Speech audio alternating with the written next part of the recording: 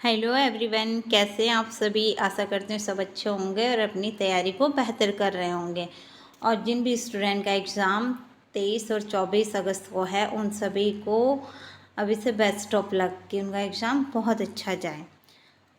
आज हम DSSB-TGT हिंदी का जो 17 अगस्त को जो एग्ज़ाम हुआ था, उसके फर्स्ट शिफ्ट में जो हिंदी में जो क्वेश्चन आए थे, आज मैं उन क्वेश्चनों को आपको बताऊंगी कि इसमें कौन कौन से क्वेश्चन आए थे, जिससे कि आपकी तैयारी और बेहतर हो सके और कल का एग्ज़ाम आपका बेहतर जा सके। इसमें हम फर्स्ट पार्ट के बारे में बात नहीं करेंगे, ओनली सेकंड पार्ट का जो हमारा 100 नंबर का हुआ था, हम सिर्फ उसी के बारे में बात करेंगे। तो इसमें कौन कौन से क्वेश्चन आए थे वो देखते हैं। तो सबसे पहला क्वेश्चन आया था आपका रामचरितमानस से क्वेश्चन आया था कि रामचरितमानस की भाषा क्या है। रामचरितमानस की भाषा पूछा हुआ था। एक ये आया था, एक आपका क्वेश्चन आया था हल्दी घाटी से क्वेश्चन आया हुआ था, हल्दी घाटी किसकी रचना है।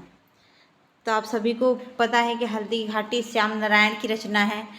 और एक क्वेश्चन आया था आपका श्रृंगार विलास से आया था, श्रृंगार विलास, श्रृंगार विलास आपकी सेनापति की रचना है। एक क्या आया था, और एक क्वेश्चन आया था आपका रीतिकाल का समय पूछा हुआ था। इसमें रीतिकाल का समय, रामचंद्र के अनुसार रीतिकाल का समय क्या है। इसमें जितने भी समय पूछे हुए थे वो सब रामचंद्र शुक्ल के अनुसार ही पूछे हुए थे। एक आपका क्वेश्चन आया था रीतिकाल का समय, भक्ति काल का समय, काल का समय, ये भी रामचंद्र शुक्ल के अनुसार ही पूछा हुआ था। एक आपका आया था प्रयोगवाद का समय, प्रयोगवाद का समय, ये क्वेश्चन आया हुआ था कि रामचंद्र शुक्ल के अनुसार प्रयोगवाद का समय क्या है। एक क्वेश्चन आपका आया था तार सप्तक से,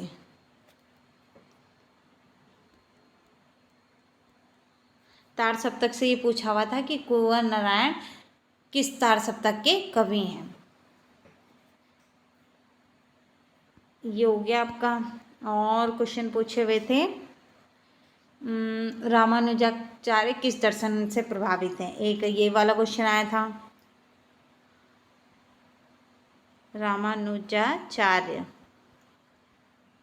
का दर्शन पूछा हुआ था कि किस दर्शन से प्रभावित है।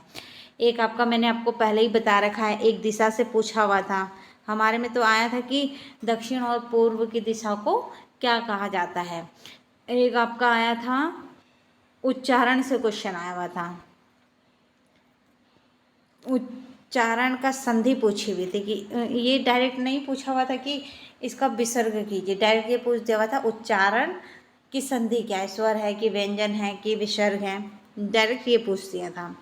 तो आप संधि जरूर पढ़ के जाना। एक पूछा हुआ था विसर्ग से भी क्वेश्चन आए हुए थे, तो इसलिए आप एक तो संधि जरूर पढ़ लेंगे। संधि से आपके 2 से 3 क्वेश्चन आ जाएंगे, 2 से 3 नंबर पक्के हो जाएंगे।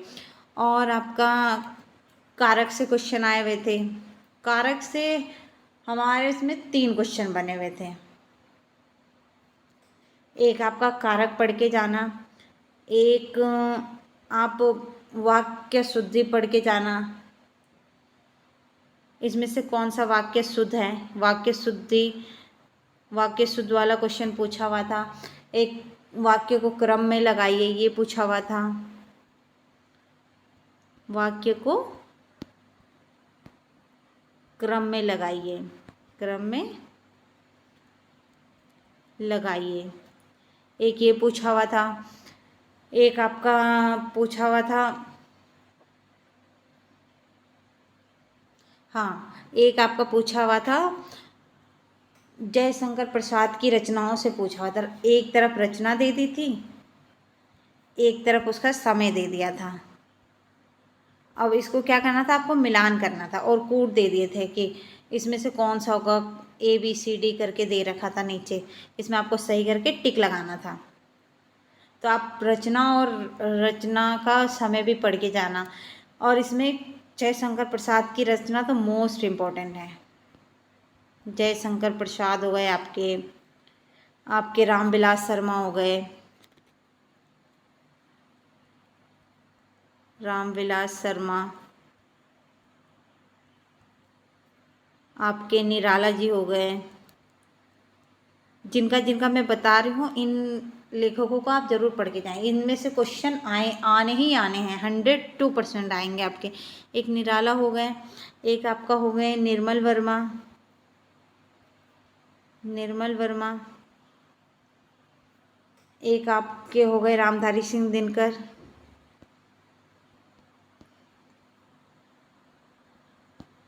सिंह दिनकर, इनकी रचनाएं। और वो पूछा था कि प्रकाशन वर्ष बताइए।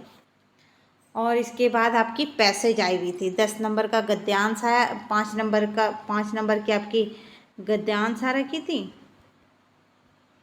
और 5 नंबर का आपका पद्यांश आ रखा था।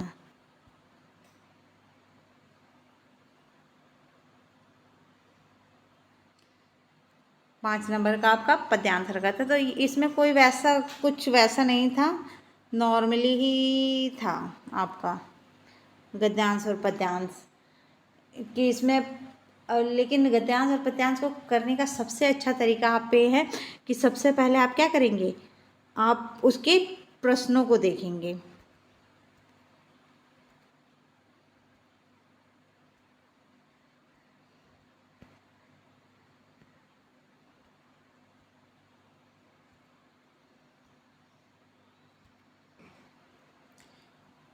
और अगर आपको मेरी जानकारी अच्छी लगी हुई हो तो आप मेरे चैनल को लाइक शेयर एंड सब्सक्राइब करना। Thank you.